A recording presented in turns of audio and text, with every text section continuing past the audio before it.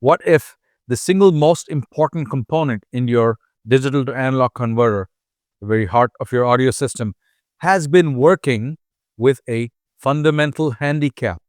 What if I told you that for decades, the way we reconstruct digital signals back into the analog sound we love is based on a compromise, a shortcut that saves processing power but throws away tiny bits of musical truth that our ears can sense even if we cannot measure them?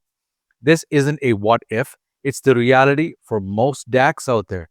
They use off the shelf chips that are by nature a one size fits all solution. But what if there was another way, a way to build a DAC from the ground up with no compromises, using a component that's a blank slate for a digital audio genius to write his own rules? That's not the story of some unobtainable six-figure piece of audio jewelry. It's the story of this little guy, the Chord Mojo 2.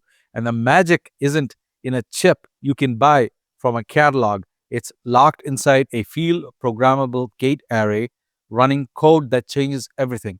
Before we get into the details, a quick note. This isn't a headphone review. The Chord Mojo 2 can drive headphones, but here I'm focusing purely on its role as a DAC used in my reference hi-fi system as the digital heart of the chain. At around $650 USD, it's the most accessible way to experience Chord's custom FPGA technology without stepping into their higher-end Hugo 2 or Qtest models. And in this video, I'm going to take you on a deep dive into the digital side of sound, how filters, timing, and the tap length shape what we actually hear. But don't worry, I'll keep the explanations clear and grounded. No complicated math, no jargon, just the fascinating science behind why this little box can make voices and musical instruments sound so lifelike. When you look at the spec sheet for almost any DAC, you'll see a familiar list of names: ESS Sabre, AKM, Cirrus Logic, Texas Instruments. These are the giants from the creators of the converter chips that power everything from your phone to high-end streamers. And they make incredibly sophisticated high-performance products. They battle over specs like signal-to-noise ratio and distortion, and by those numbers, they are exceptionally good. They've made high-fidelity audio more accessible than ever. But there's a catch. These are mass-produced components designed for a huge range of applications and prices. They are an off-the-shelf solution to a profoundly complex problem, because the problem isn't just converting ones and zeros into a voltage. The real challenge, the part that separates good digital from the truly great digital, is what happens right before that conversion. It's all about digital filtering. Think of a CD quality file like we have, 44,100 snapshots or samples of music every single second. The DAC's job is to look at these dots and perfectly reconstruct the original smooth analog waveform. It's a high-stakes game of connect the dots. But you can't just draw straight lines. That would sound jagged and horrible. You need to create a perfectly smooth curve that hits every single point. To do this, the DAC has to intelligently guess or interpolate what happened between the samples. This is the job of the reconstruction filter. Now, audio theory tells us that to do this perfectly, you need a special kind of filter with an infinite number of calculations or taps. But an infinite tap filter requires infinite processing power, which isn't happening in the real world. So, every DAC designer has to compromise. They have to decide where to cut the filter off. Off-the-shelf DAC chips have this compromise baked right into their silicon. For cost and power reasons, they use filters with a limited number of taps, usually a few hundred to a few thousand, the best of them. This is the great compromise of modern digital audio. These filters do a pretty good job, but they aren't perfect. They create tiny errors, especially with timing. Transients, the sharp leading edge of a snare drum hit or a guitar pick, are incredibly hard to reconstruct perfectly. Our brains are exquisitely sensitive to this timing information. It's how we perceive realism and the location of instruments. Even the smallest deviation in timing don't just affect attack and clarity, they subtly change the way notes bloom, decay, and occupy space.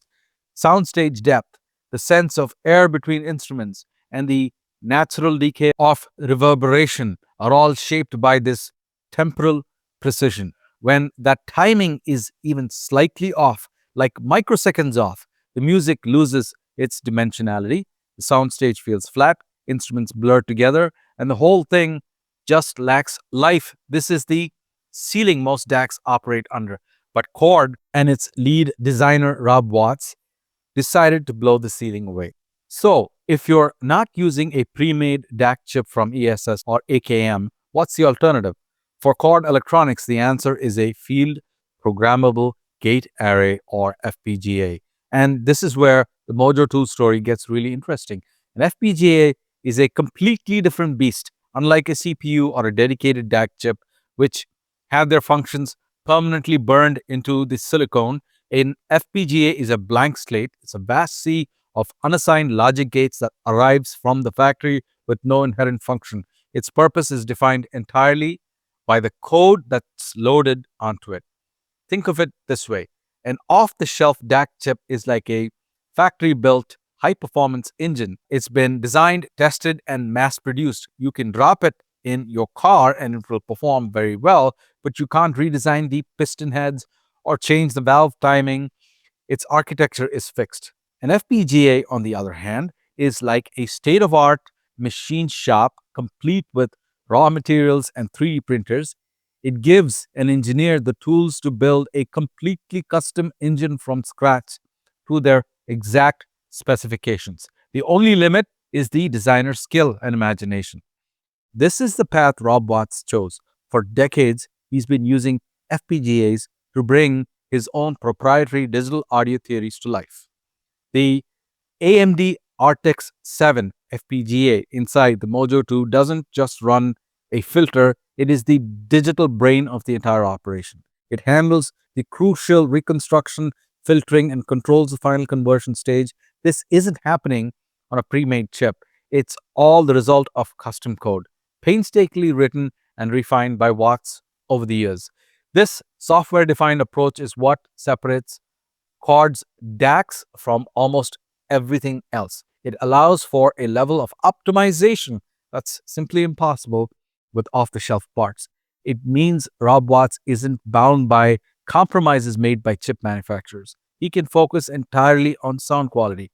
This is a much harder and probably more expensive way to build a DAC, but the payoff is the freedom to chase a singular vision without compromise. And Rob Watts' vision centers on one thing above all else: perfecting the digital filter. To understand the Mojo 2, you have to understand the philosophy of its creator. For over 30 years, Rob Watts has been on a quest to solve what he sees as the fundamental problem of digital audio: timing.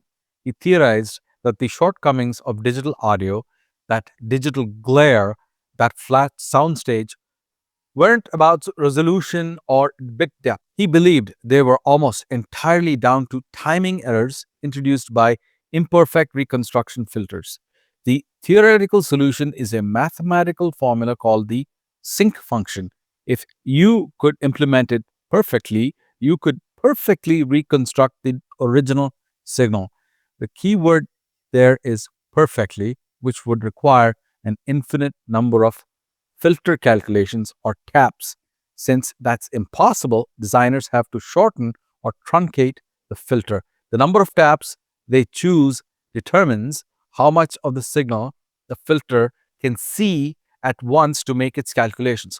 More taps means the filter can see more samples before and after the one it's working on, allowing it to make a much more intelligent guess. Watts realized that the secret to better sound was pushing the tap count as high as technology would allow.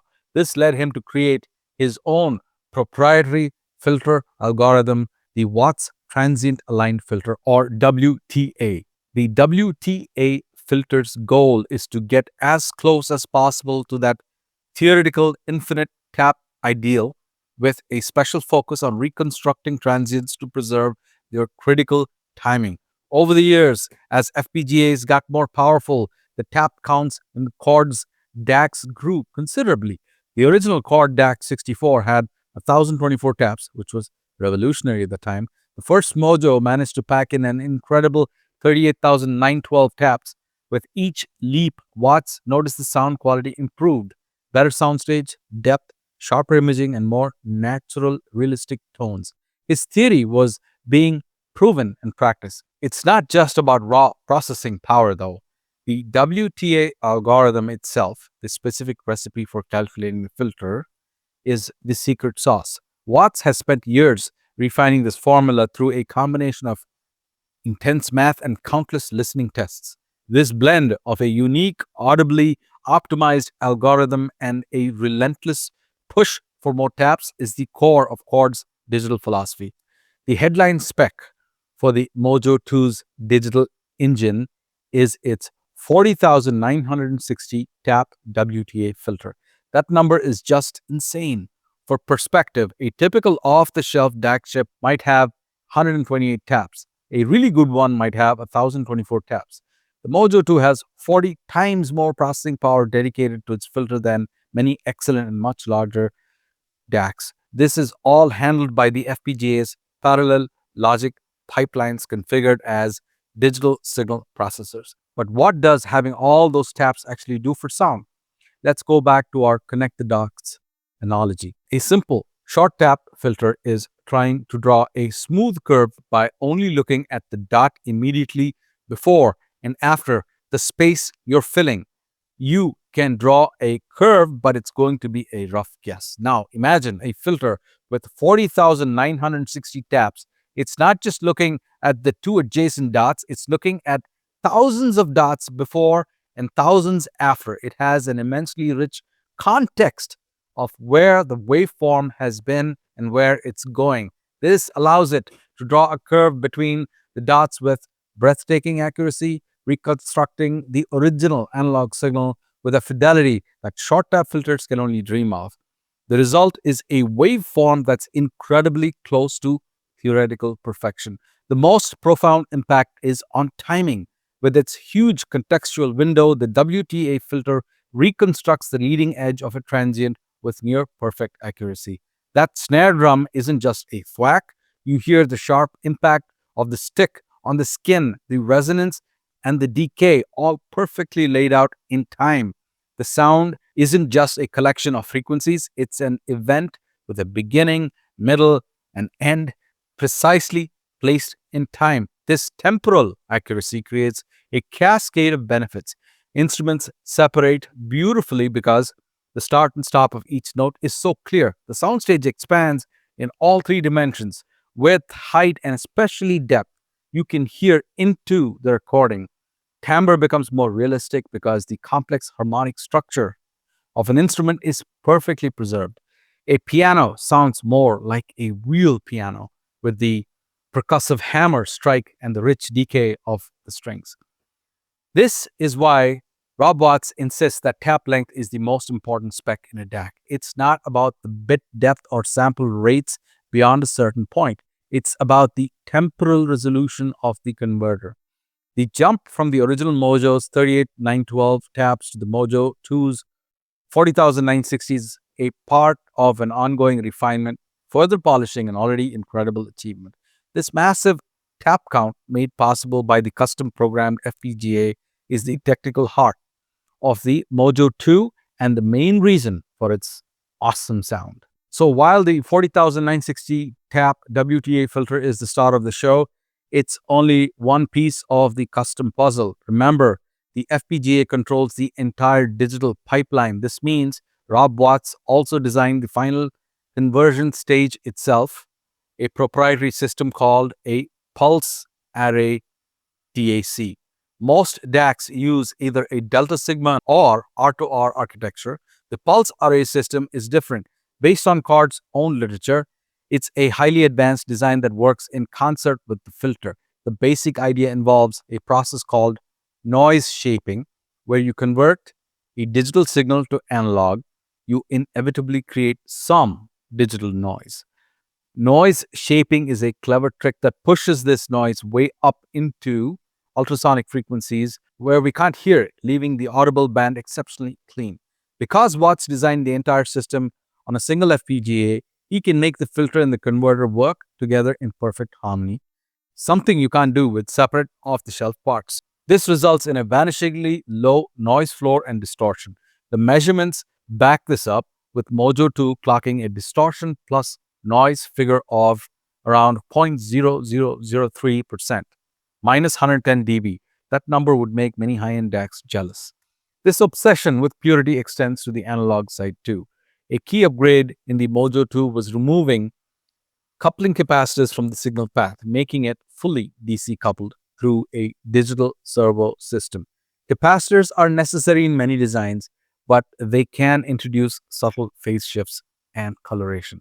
By designing a servo to make them unnecessary, the signal path becomes more direct and transparent.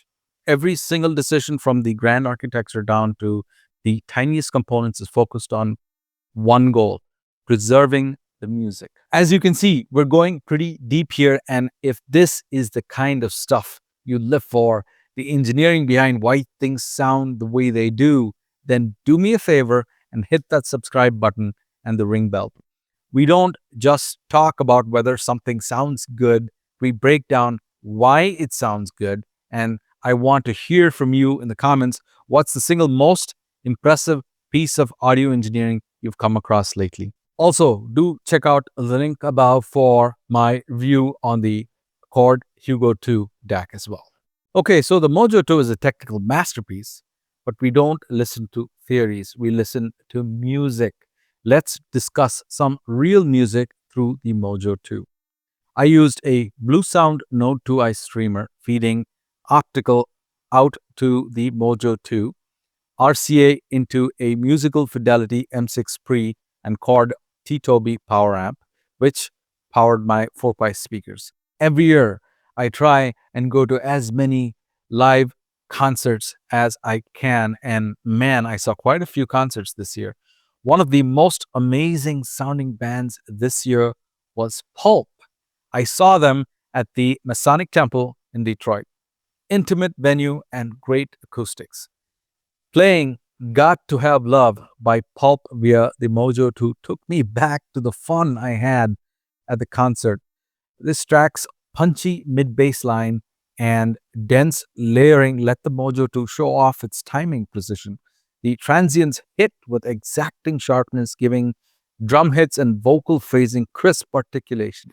Despite its portable form, Mojo 2 renders solid low-end weight with clean extension. Imaging feels locked in, lead vocals anchor the center stage, guitars occupy defined edges. There is a sense of effortless separation that belies its size.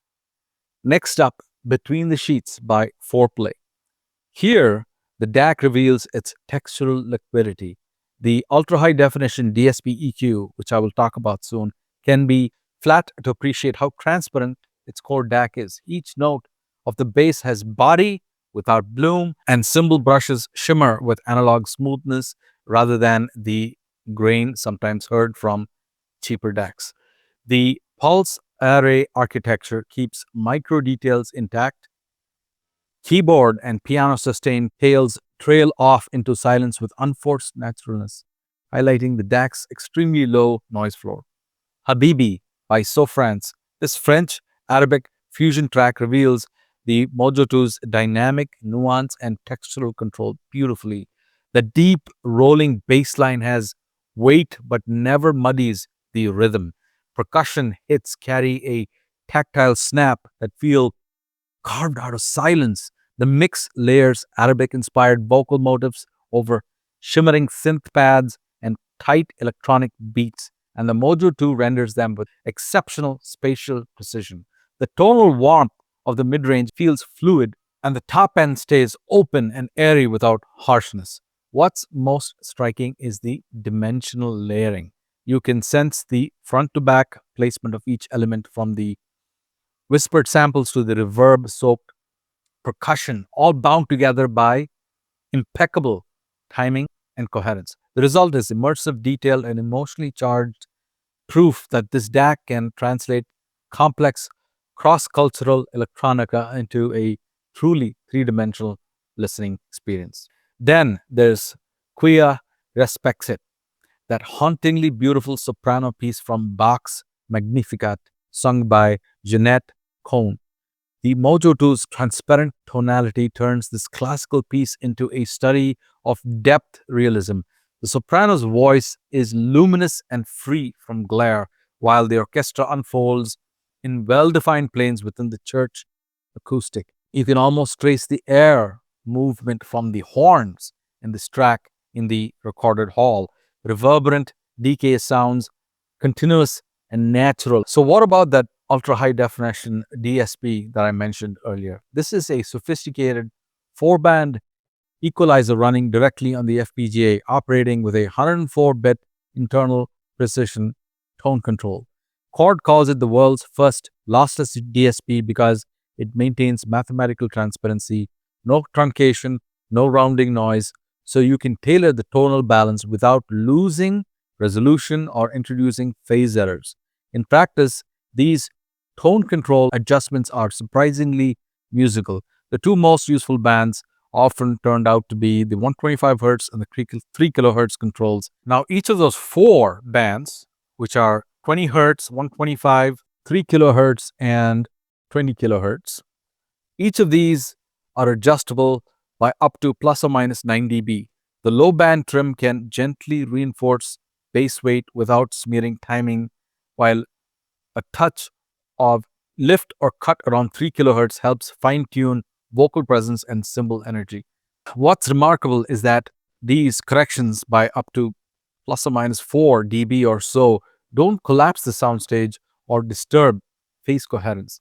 The Mojo 2 remains open, holographic, and precise. On some recordings, those few nudges at 125 or 3 kHz make the difference between good and locked in. If you watched my Hugo 2 review, which I will post a link card up here in case you missed it, you'll remember I promised a follow-up comparison. After all, both DACs share Rob Watts' digital DNA, the same WTA filter philosophy, FPGA-based architecture, and pulse array output stage. The big question is, can this far more affordable Mojo 2 really deliver the same level of high-end realism and spatial magic as the Hugo 2? In practice, the Mojo 2 gets surprisingly close. It preserves the timing accuracy and transient precision that define the Hugo 2 with just a slightly softer sense of space and a touch less micro detail in the very upper treble. The Hugo 2 still pulls ahead in ultimate transparency and scale, but the Mojo 2 captures the same musical essence, clean transients, and natural timbre, and that chord house coherence in a package that costs dramatically less. It's not a downgrade so much as a distilled version of the same technology. I prefer the Mojo 2 sound more than the RME ADI2 DAC. This is more musical. With the battery fully charged, it gives a solid 8 hours or more of playback. It also has a new desktop mode that maintains power without overcharging the battery, preserving long-term health while ensuring the audio circuits still run from clean, regulated battery power. I really believe this competes with full-size DACs costing far more. It's not without its quirks though. It lacks Bluetooth and balanced outputs, and because it's so resolving, it can be sensitive to dirty USB power. So a clean source matters, but these feel less like oversights and more like conscious decisions. Mojo 2 isn't a Swiss Army knife. It's a precision instrument engineered for one purpose: the most accurate digital to analog conversion possible in a portable package. I'd like to thank Rob from No Noise Records and Hi-Fi to make products from Chord available in my area. If you're in Southeast Michigan or Northwest Ohio, you have got to see this DAC in action yourself at 4470 Monroe Street in Toledo, Ohio. Check out fantastic stereo gear from Chord Electronics, Riga, Acoustics Energy, and many more.